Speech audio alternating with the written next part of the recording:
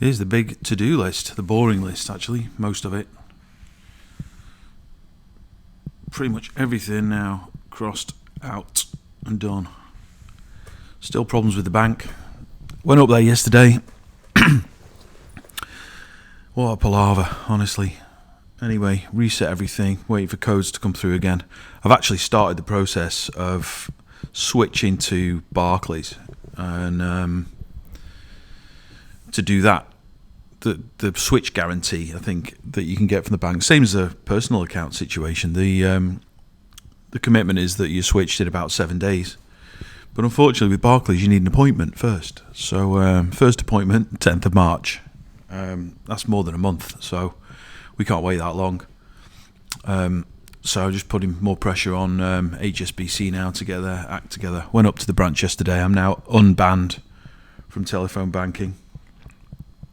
And we can hopefully get them to start sending stuff to the right address. Beer duty is approved. That came through the other day. That was really the final thing after the trade effluent. Still got to pay the business rates. Environmental health notified again. Still no contact, but they'll be along when they get time, I guess. So this is what's left now. Build the conditioning rooms. Got to go around the outside of the building. Some of those gaps where you can see outside or see inside, need to get those filled. Cask washer, the steam condenser, the electrical work, and then we're ready. So almost there. So we're off now. Elliot's just getting his lazy arse out of bed, and we are heading off to probably Wickes. I've just been looking at the price of timber, which is ridiculous at the moment, like everything else. But just looking at the price of timber, it looks like Wickes is actually the best bet, cheaper than the trade places actually. So we'll get up there. I think we're going to need 36 lengths, 2.4 metre stud timber. And then tomorrow we've got some of the guys coming around to help get it all put together, bring in drills and screws and screwdrivers and whatnot. Might make a start on that today.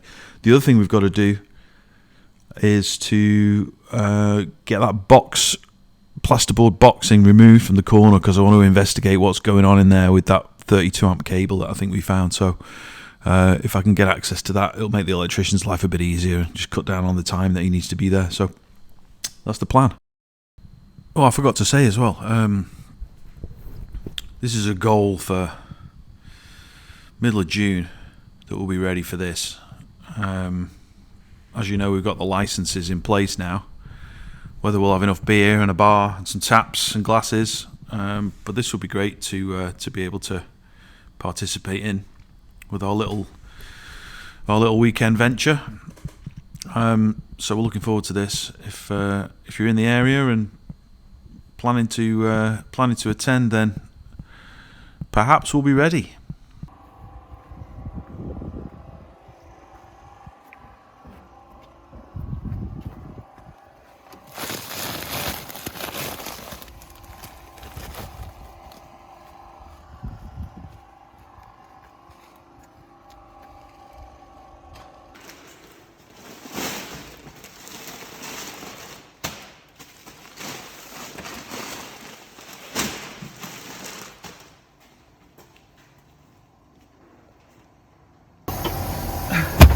Can we get 2.4 metre lengths of timber in the corner? 2.6 to there. Let's drop the seat.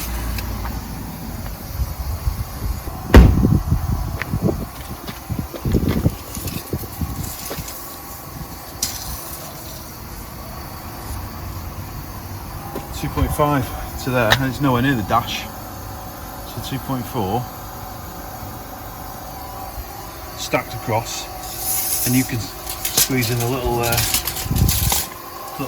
back seat there. I reckon we'll do that. Right, off to Wickes. Let's go.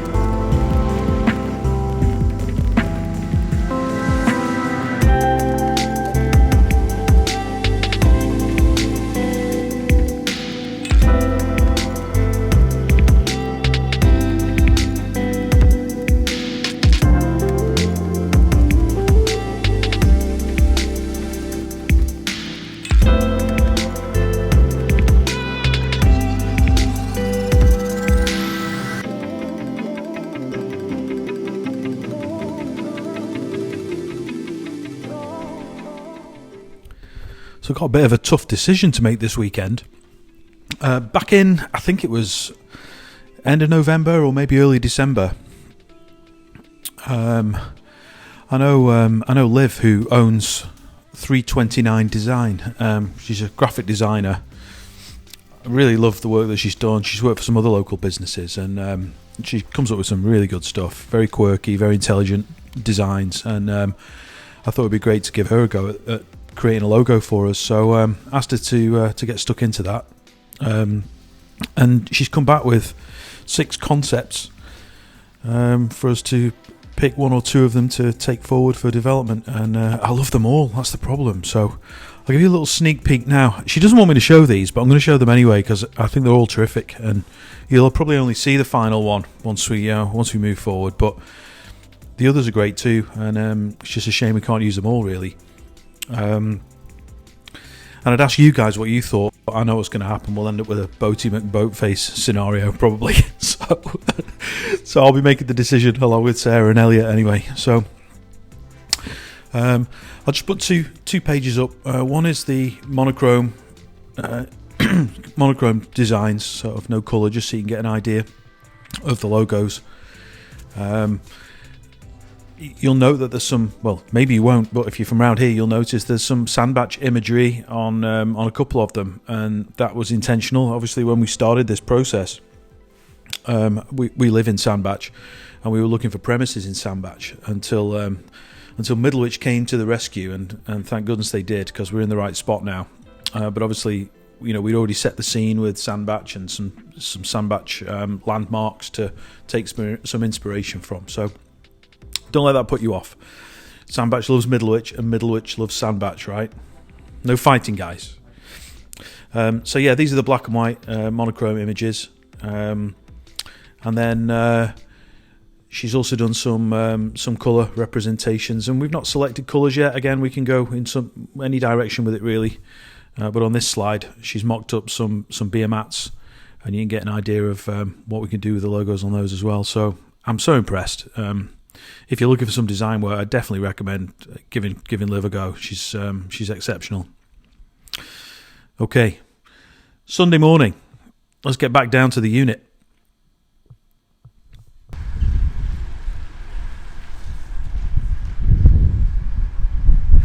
It's a grim day.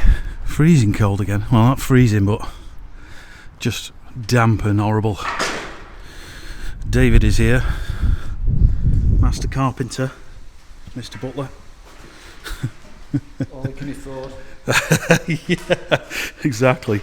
I spent them as much as I could possibly afford on some carpentry assistance for the day, which was precisely 1 coffee and perhaps 1 bacon butty in about 10 minutes. So we're making the frames for the conditioning rooms. Measured thrice, cut once. I think we're all right. It's square now, at least. We're gonna make a couple of those for each end, 1 for the middle, and then we'll start to screw it all together. So working our way through the wood pile. I think we've got enough, 36, at least by my fag packet calculation. 36 seemed to be about right. So let's have a look. We'll get back to it, and we'll show you the progress in a few minutes.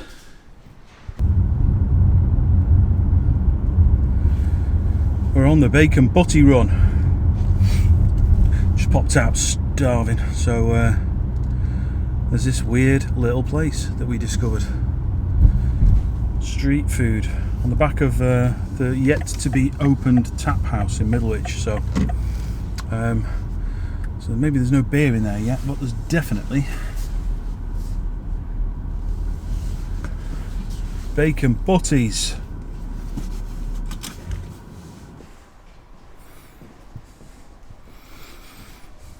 Meanwhile, 3 hours later, look at them beauties. We should be getting paid for this.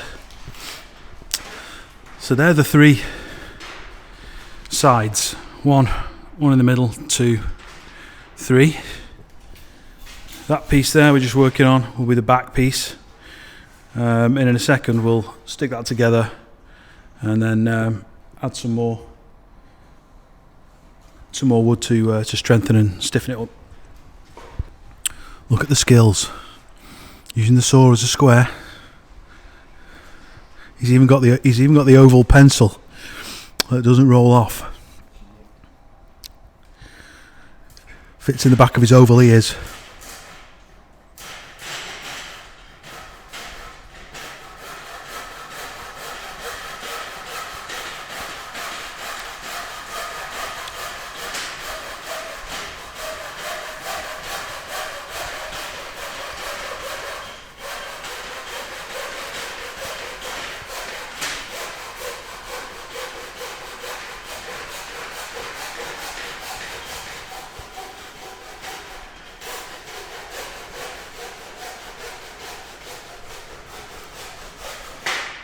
Look at that. No blood this time, David.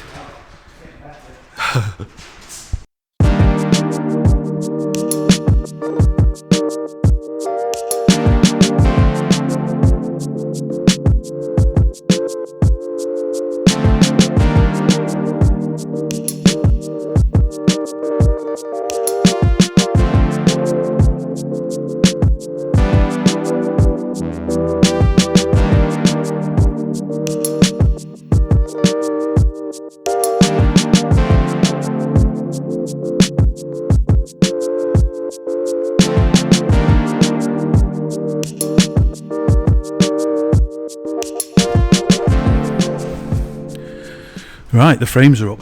Not exactly in position because we can shuffle them around, but bigger than I thought.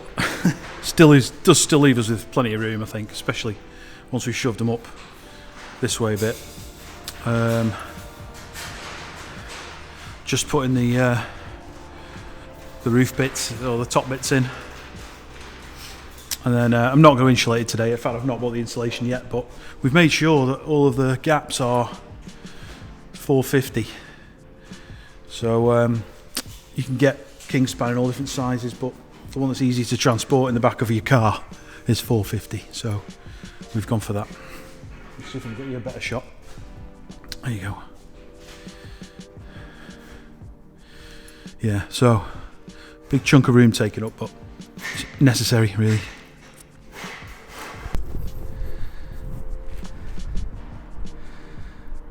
I am exhausted. I've not worked that hard for ages since we dug all the rubble out the floor. Dave's just gone, but my God, that guy's a massive help today.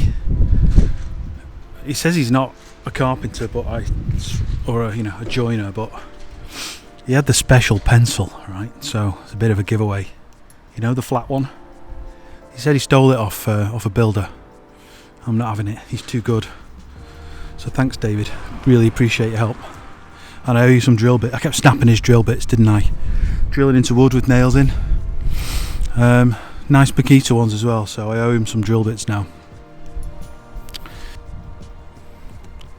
So you can see what we've done anyway today. Just the 2 rooms. I was thinking about 3. Keeping one as a kind of a cellar, effectively. Neither hot nor cold, but we just haven't got the room, and we don't really need it. It would have been a luxury, so we left a space in the corner here for a little bar servery area. But don't you think it's looking like a brewery all of a sudden? I think it is. It's getting exciting now, guys. With all the boring stuff complete, and not many jobs left on the practical list. If we had electricity, I'd be tempted to. Electricity in that corner. I'd be tempted to get a brew going next weekend, or at least water test all the gear. I had a quick text from the electrician. He was asking me what day he can come down again to do some proper measure up, but I think we've solved half the problem now, as you saw in that video a minute ago. This cable, I think it's a 6 square mil, goes into this old consumer unit. It's completely dead at the moment, but that cable absolutely is on a circuit in that box over there, so on its own breaker. So we can either redirect that armoured cable into a 32 amp isolator, or we can take an isolator out of the panel and potentially have a couple of sockets or something off it as well. There's cables and bits of wire everywhere. I'm not touching it. I'll leave that for Curtis, so he's going to come and sort that for us. So that's the easy part now. I thought that was going to be complicated. The slightly more expensive part is the big fat armoured cable from there over the top and down. So I'm going to put the controls for the copper, the kettle, and the mash tun just on the front of this. Once I've put the board back on, we'll get some ply on there, and we can have them there. As good a place as any. Away from the steam and whatnot. Steam condenser needs doing soon. But I have found 304 stainless, 4-inch diameter, used for boy racer car exhausts. Nothing better than a 4-inch pipe on your Corsa. And they're not expensive. And they do all the shapes. U's and elbows and twiggly bits. So I'm going to see what I can buy off the shelf, and then don't really need to have to sort of weld stuff together particularly. Although we can do that now. We've got a little welder. Don't know if I showed you the welder. Don't laugh if you're a welder. There you go, guys. It's 130 meg, and I think it cost me the princely sum of £89. I haven't tried it yet. Even bought a fancy helmet. See, all the gear. No idea. And the gloves. I need Sarah's dad to come and teach me. He's an ace welder. He'll help me get my head around it. So he'll probably laugh at the gear and the fancy helmet. He holds a mask in front of his face. He's hardcore welder. You know, I bought that mash tun. It's taking up space. These are way too big. I don't know what to do with them. They shouldn't be in here. I have to rethink that. See, Mike keeps his trailer out here, so a precedent for outdoor storage has been set, and I wonder whether my two, if I was to clad them nicely and hide them, I wonder if my two could go just outside there behind his trailer. So I might have to think about that. I'd make it look nice if we did it. So there you go, guys. Obviously not finished. No door on yet. No insulation in. But really pleased with that.